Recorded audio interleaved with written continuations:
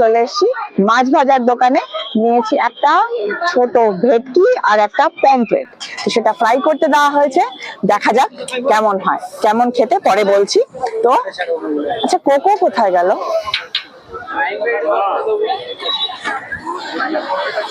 Cocoa, ম্যান্ডির খুব ইচ্ছা ছিল যে মাছ ভাজা খাবে, মাছ ভাজা খাওয়া হচ্ছে এখানে, আমরা বলেছি মাছ ভাজা চলছে।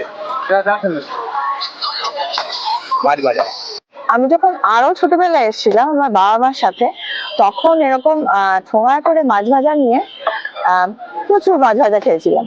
তারপর থেকে বহুদিন হয়ে গেছে, ফিরে আসা হয়নি।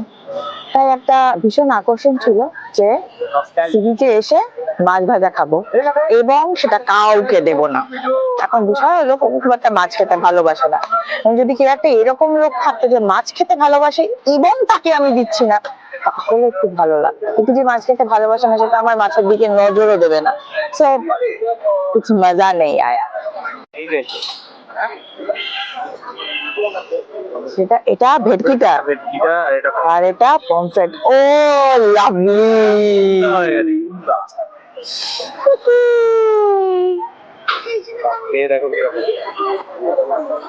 ম্যান্ডি শুরু করে দিয়েছে, ভেটকি দিয়ে স্টার্ট করেছে। কিরকম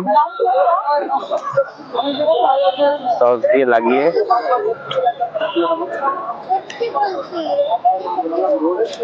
কেমন আছে?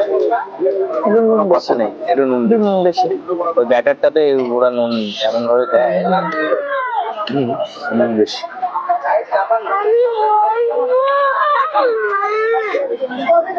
চলবে নাকি? ভালো।